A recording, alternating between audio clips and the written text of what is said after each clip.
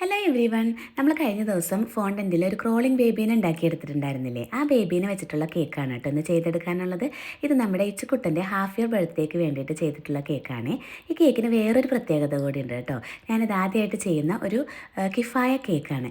ഇൻസ്റ്റഗ്രാമിൽ ഞാനൊരു കിഫായ കേക്കിൻ്റെ വീഡിയോ കണ്ടിട്ടുണ്ടായിരുന്നു. അപ്പോൾ ഞാൻ വിചാരിച്ചു എന്നാൽ ആ ഫ്ലേവർ ഇവിടെ ഒന്ന് ട്രൈ ചെയ്ത് നോക്കാമെന്ന്. ഞാൻ അതിൻ്റെ വീഡിയോ യൂട്യൂബിൽ സെർച്ച് ചെയ്ത് നോക്കിയപ്പോൾ ഒത്തിരി വെറൈറ്റി ആയിട്ട് പലരും ചെയ്തിട്ടുള്ള വീഡിയോസ് കണ്ടു കേട്ടോ. അത് ശരിക്കും മാംഗോ സ്ട്രോബെറി പിസ്ത കോമ്പിനേഷനിൽ വരുന്നൊരു കേക്കാണ്. ഒരു സ്വീറ്റി ടാങ്കി ഫ്ലേവർ ആയിട്ടുള്ള കേക്ക്. പക്ഷേ സ്ട്രോബെറി ഫ്ലേവർ ഒട്ടുമിക്ക എല്ലാവർക്കും ഇഷ്ടമല്ലാത്തതുകൊണ്ട് ഞാനിവിടെ എൻ്റെ മോസ്റ്റ് സെല്ലിങ് കേക്കായ മാംഗോയുടെയും പിസ്തയുടെയും ഫ്ലേവറിലാണ് കേട്ടോ, കോമ്പിനേഷനിലാണ് ഇവിടെ ചെയ്തിട്ടുള്ളത്. അപ്പോൾ അതിൻ്റെ ഡീറ്റെയിൽഡ് വീഡിയോ ഞാൻ അടുത്ത ദിവസം പോസ്റ്റ് ചെയ്യാം കേട്ടോ.